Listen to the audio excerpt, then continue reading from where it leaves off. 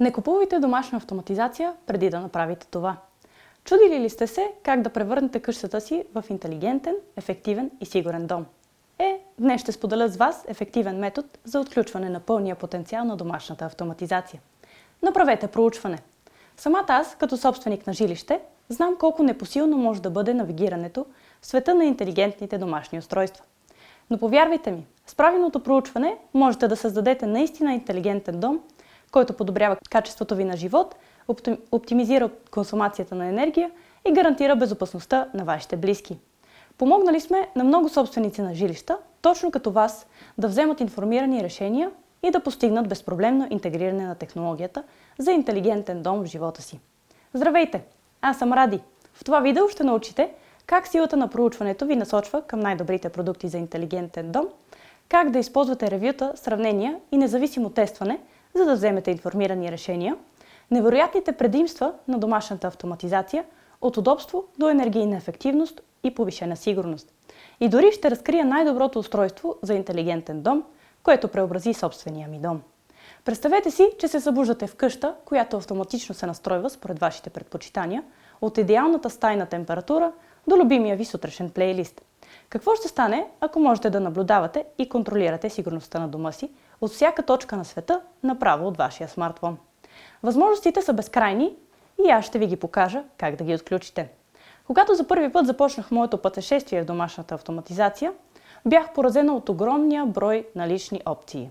Но чрез задълбочено проучване открих системата за интелигентно отопление, която не само научи моите предпочитания, но и ми помогна да спестя от сметките за енергия.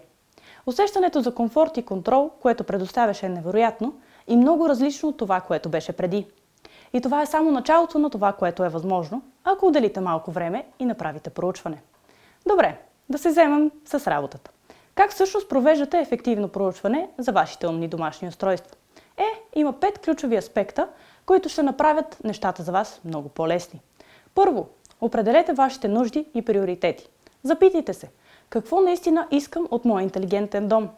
Всичко ли е до удобство или се фокусирате върху енергийната ефективност? Може би сте маняк на технологиите, като приятеля ми, и искате най-готините, най-модерните функции.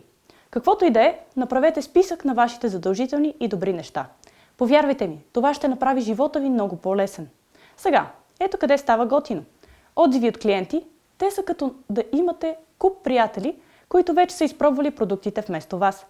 Потопете се в тези ревюта и потърсете доброто, лошото и грозното.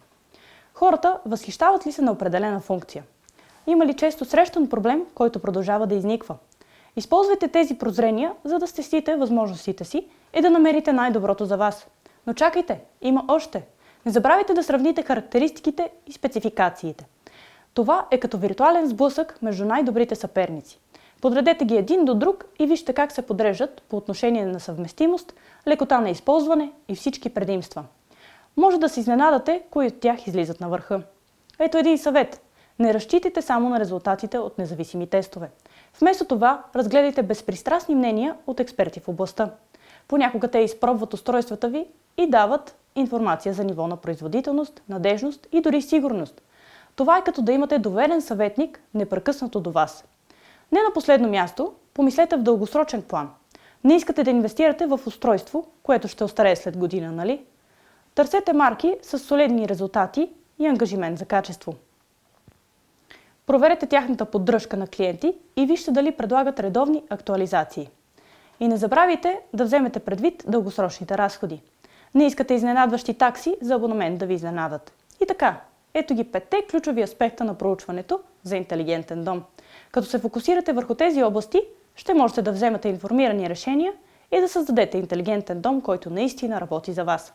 За да ви помогна да започнете вашето проучване, създадох безплатен контролен списък за изтегляне, който обхваща всички основни фактори, които трябва да имате предвид при избора на интелигентни домашни устройства.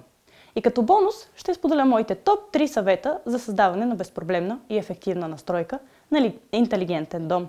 Просто щъкнете върху връзката в описанието, за да получите достъп до тези ценни ресурси. Не забравяйте, че домашната автоматизация е за подобряване на качеството ви на живот и създаване на пространство, което наистина работи за вас.